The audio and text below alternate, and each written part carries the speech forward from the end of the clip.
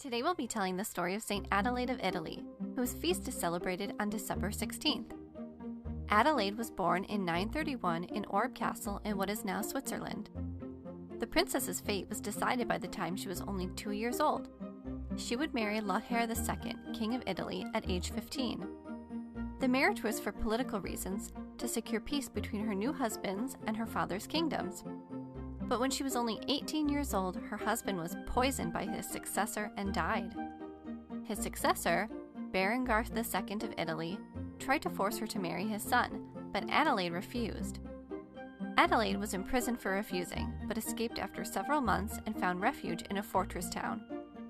From there, she wrote a letter to Otto I, King of Germany, begging for help.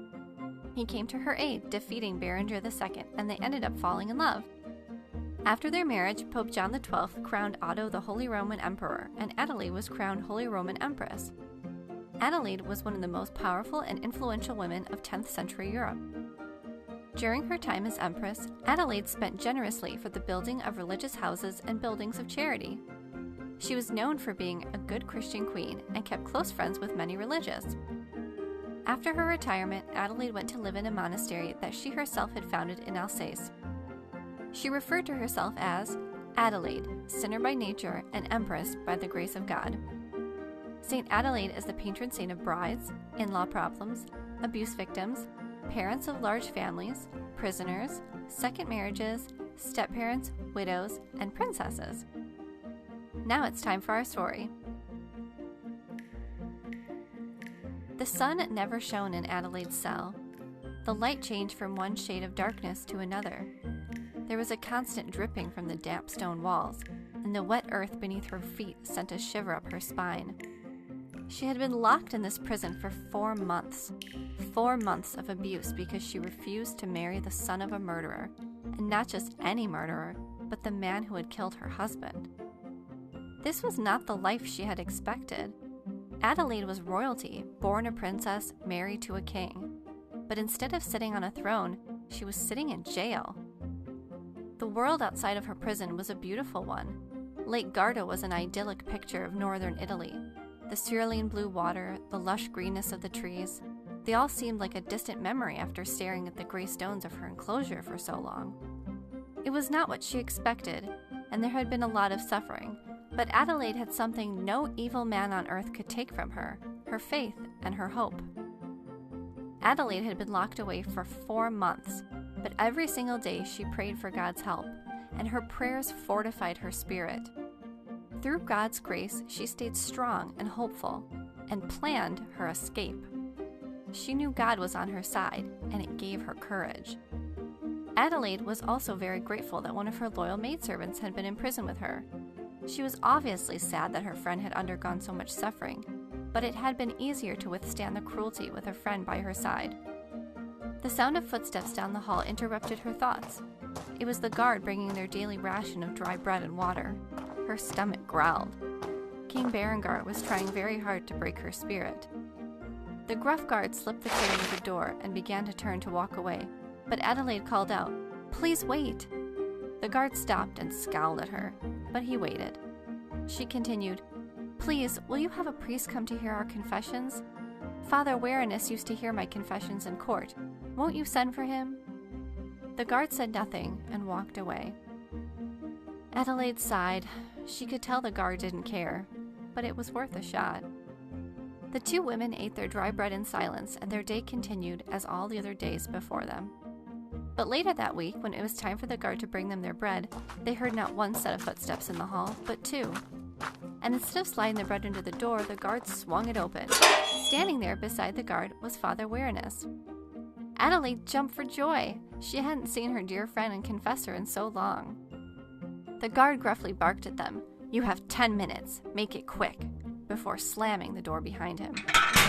"Father, I'm so happy to see you," Adelaide began.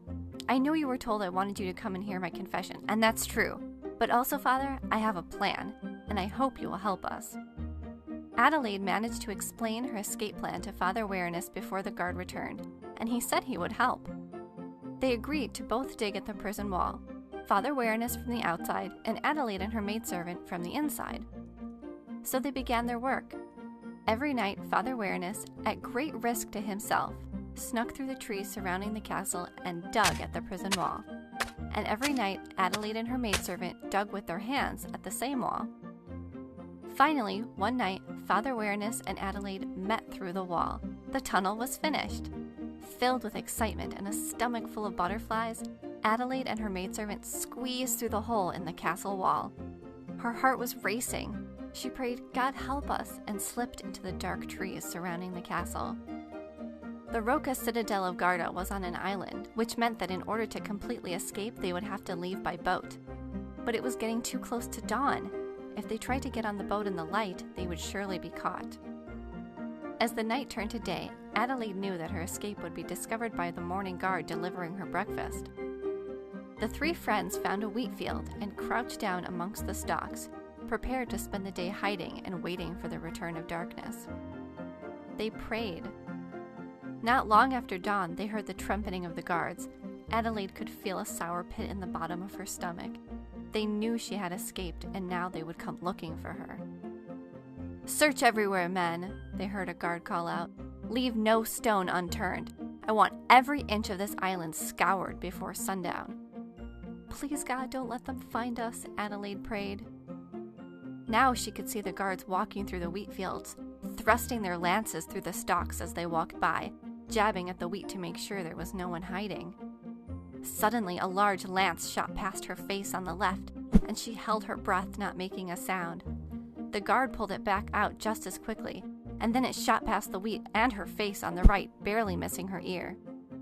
Adelaide didn't move a muscle, and the guard pulled the lance back out and continued walking. They had managed to go undetected, and now had to wait for the cover of night to find Father Werenus's boat. Night finally came, and the three friends made it to the shore. They silently glided off and away from the island prison. St.Adelaide and her friends continued their escape until they made it to the castle of Count Azo in Canossa, Italy, where they had put themselves under his protection. King Berengar was enraged by her escape and laid siege to the fortress of Canossa, but he couldn't get in.